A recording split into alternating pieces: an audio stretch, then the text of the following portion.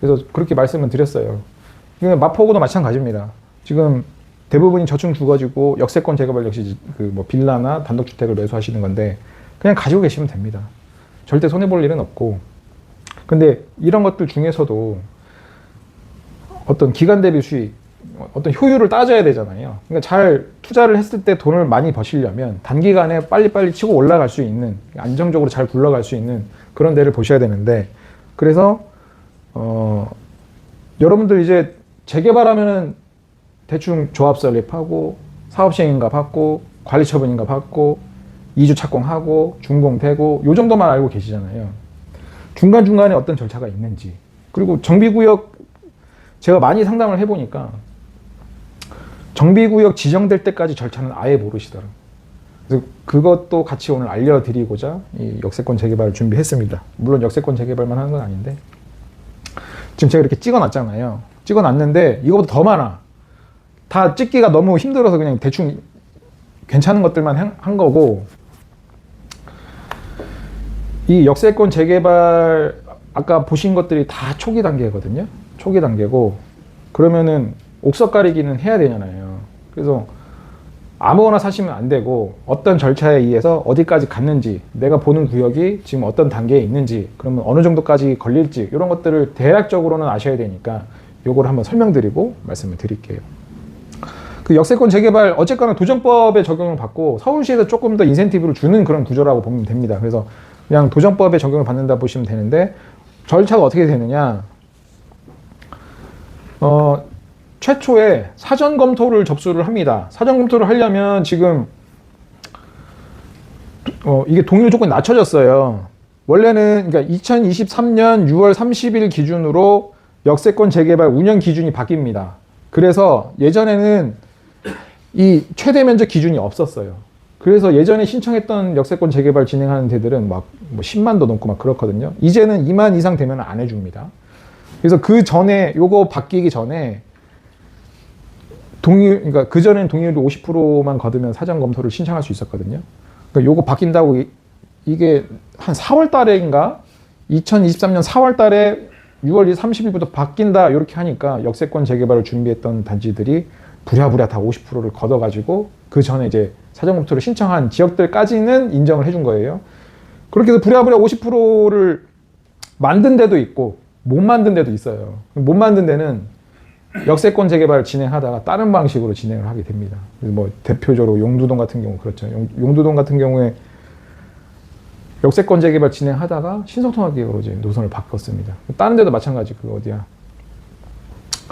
도림동의 장미마을도 그렇고 그렇게 해서 역세권 재개발 진행하다가 바뀐 데가 많이 있습니다. 아무튼 결론적으로 지금은 최대 2만이 넘어가면 안 되고 사전검토 동의율이 낮아졌습니다. 세대 동의율이 40%, 그리고 대지 면적 동의율이 40%, 그리고 이게 제일 중요해요. 20m 도로에 접한 대지 소유자의 60%가 동의를 해줘야 사전검토를 받을 수가 있는 거예요. 그래서 사전검토 이 동의율을 다 맞춰놨어. 일단 중요한 건 역세권 재개발은 역세권이니까 역에서부터 역사 반경 250m 안에 들어와야 되고, 그리고 그게 1차 역세권입니다. 2차 역세권은 500m 안에 들어와야 됩니다. 1차 역세권 안에 들어오면은 용적률을 500%까지도 받을 수 있어요. 그래서 역세권 안에 들어오는 구역이 이런 동의를 받아서 사전 검토를 신청을 합니다. 사전 검토를 구에다 신청하는 거예요. 구에다 신청하면 구에서는 이제 감나라 배나라 합니다. 이거 해라, 저거 해라, 저거 해라. 그러고 나서 구에서 또 완료가 되면 이거를 서울시로 올려요. 그럼 사전 검토를 2번 하는 거예요. 그러니까 원칙은 구에서 사전 검토가 마무리되는데 서울시에서 뭐 자문회 형식으로 해가지고 요거 사전 검토를 한 번 더 하게끔 그렇게 제도가 되어 있습니다. 그래서 동의율을 걷어서 사전 검토 한 다음에 구청에서 통과되면 서울시에서 또 배나라 감나라 합니다. 그리고 이제 그것까지 통과가 되면 그때 이제 구청, 시청 사전 검토하고 검토 의견 통보만 하면 그때 이제 구역에서 이반 제한을 하는 겁니다. 이반 제한을 하면 본격적으로 정비구역 지정 절차에 들어갔다 이렇게 보시면 되세요. 이반 제한을 하고 나면 이제 서울시에서는 개발행위 행위 제한을 걸어버립니다. 이반 제한이 시작되면 행위 제한을 걸어서 더 이상 쪼개기를 못하게끔 그 신축들이나 이런 거를 이제 막게끔 그렇게 해서 행위 제한을 걸고 행위 제한이 걸고 난 다음에 이제 그 이반 계획이 완성이 된 다음에 여러 가지 서울시에서 손볼 거 손보고 구청에서 손볼 거 손볼 거 한 다음에 그게 완성이 되면 관련 부서 협의를 통해서 완성이 되면 주민 공람 공고를 해요. 공람 공고를 하면 그때는 정비구역 안이죠, 안. 정비계획안이 완성이 됐다. 요것들을 주민들한테 공람을 해서 우리 이렇게 해서 계획이 섰으니까 너희들 확인해라. 그래서 공람 공고를 합니다. 이때 주민 설명회도 같이 해요. 그럼 이게 끝나면 다 끝난 게 아니에요. 이게 끝나면 구의회, 우리 이제 국회가 있고 뭐 시의회가 있고 구의회가 있잖아요.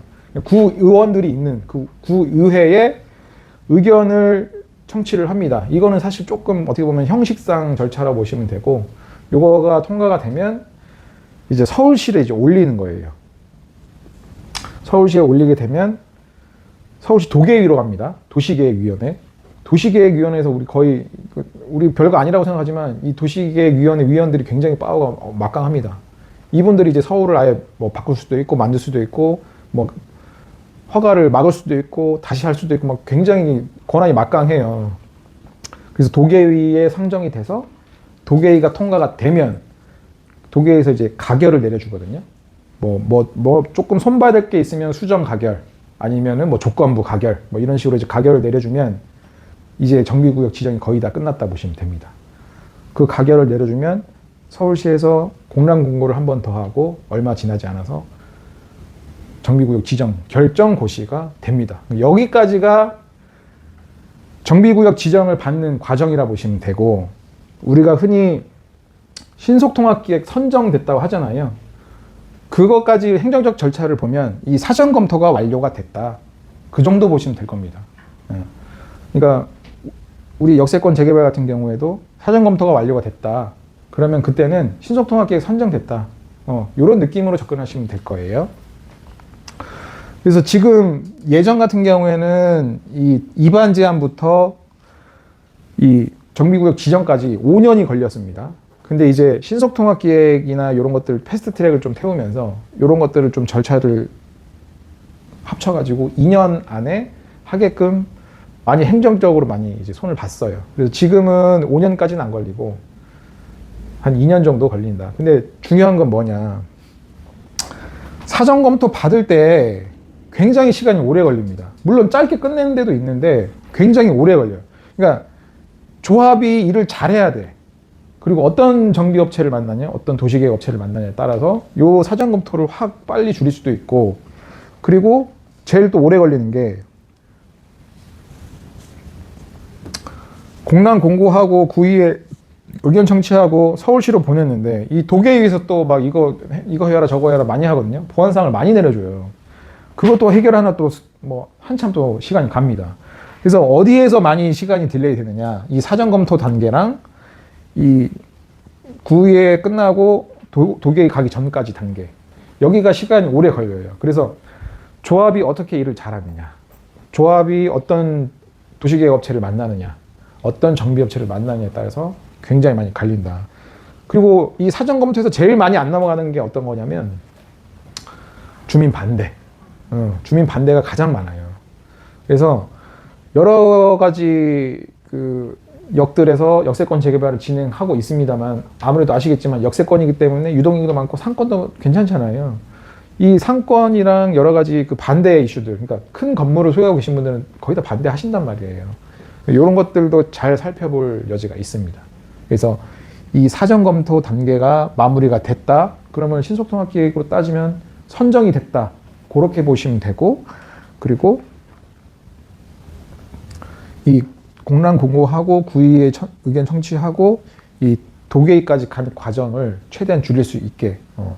그러니까 우리야 사실 투자자이기 때문에 우리가 조합의 어떤 업무에 관여해가지고 이렇게 할 수는 없잖아요. 그래서 잘 관찰을 하셔야 돼. 제일 중요한 거는 반대 인원이 얼만큼 있는지, 그게 가장 중요합니다. 그러니까 반대 인원이 많이 줄어들고 이 추진준비위원회에서 반대를 어떻게 커버하느냐에 따라서 사전검토 기간이 확 짧아질 수 있습니다. 그래서 이거를 빨리 끝내는 구역들이 어떤 데냐면 그냥 과감하게 다 잘라내는. 반대해? 그럼 잘라내. 그렇게 해서 진행되는 데가 빨리 됩니다. 그래서 사전검토 동의율은 세대 동의율 40%, 면적 동의율 40%, 20m 도로에 접한 대지 소유자 60%가 동의를 해야 사전검토가 되고, 사전검토 끝나고 이반 제한을 하잖아요. 이반 제한 동의율은 세대 동의율이 50%, 면적 동의율이 50%입니다. 세대 동의율 원래 60%니까 낮아졌어요. 이렇게 해야 이반 제한이 가능합니다. 그래서 뭔가 좀 이 역세권 재개발 투자를 하고 싶으시다. 이게 사실 장점이 많거든요. 왜냐하면 용적률을 많이 받잖아요. 그럼 사업성이 일단 확보됐고, 신속통합기획처럼 토지거래허가구역을 묶이지가 않아요. 그래서 뭐 실거주할 필요도 없고, 뭐 주임사 낼 필요도 없고, 지방 거주자분도 접근이 굉장히 쉽습니다. 그냥 갭 투자하시면 되니까. 이 반대 인원들 좀 체크해서 들어가시면 될 겁니다. 요거. 그래도 좀 투자를 좀 안정적으로 하실 분들은 사전검토가 끝난 지역, 아니면 사전검토 거의 마무리되는 지역들을 중심으로 보시는 게 맞아요. 지금 사전검토 전에 동의서 진구한다고 하는 구역들 많이 있거든요. 그런데 항상 또 신축이 있어. 그러면 또 그거 막 블로그나 뭐 이렇게 검색하다 보면은 그런 게 또 노출이 많이 되거든요. 그거 보고 내지는 유튜브 영상 보고 항상 저한테 찾아와요. 그러면은 될지 말지는 저도 모르죠. 저도 모르는데 어떤 가능성적인 측면에서만 제가 말씀을 드리는데, 뭐 이런 투자를 업으로 하거나 저처럼 이렇게 항상 관심을 두면서 지근거래 놓고 이제 신경을 쓰는 분이라면 들어갔다가 언제든지 빠져나올 수 있으니까 하라고는 하시는데, 우리처럼 그냥 묻어두고 좀 시간 지나고 신경 잘 안 쓰시잖아요, 사실은. 그게 또 부동산 투자의 장점이고, 그러신 분들은 웬만하면 하지 말아라 이렇게 말립니다. 그래서 만약에 여러분들 같은 경우에는 웬만하면 사전검토 끝난 이후의 거를 보시는 게 좋고, 사실 이때 투자하시는 분들 사실 드물어. 왜냐하면 다 요즘에는 이제 하도 조합설립 이후의 거만 해라, 요런 게 굉장히 많아져가지고 안전한 것만 해라. 그래서 이 단계에 있는 것들은 잘 접근 안 하시더라고요. 근데 우리가 투자적인 관점에서 봤을 때, 아까 어저께 우리 뭐 그 용산 3구역 하신 분이 막 뭐 중내산에 어쩌고저쩌고 하는데, 언제든지 빠져나올 수 있는 기회가 많습니다. 특히 이렇게 입지가 좋은 데 같은 경우에는 수익도 내면서 빠져나올 수 있어요. 우리는 물론 아파트가 되면 좋겠지만, 잘 진행되면 좋겠지만, 굳이 아파트가 되는 걸 목적으로 하는 게 아니라 내 수익이 나는 걸 목적으로 이제 보셔야 된다는 거죠. 그런 관점에서 접근을 하셔야 되고, 그래서 명의가 좀 많다, 쓸 수 있는 명의가 많다, 그럼 이런 전략 굉장히 강추해 드립니다. 특히나 지금 문재인 정부 때 대세 상승장이 있었잖아요. 그때 돈 버신 분들이 다 이렇게 다주택자 전략을 하신 분들. 저는 그런 대세 상승장이 이번 정권에도 오지 않을까 싶어요. 여러 가지 규제들도 많이 해놓고 하기 때문에. 그래서 이런 것들을 잘 좀 살펴보시면 돈 벌 수 있는 기회가 많다.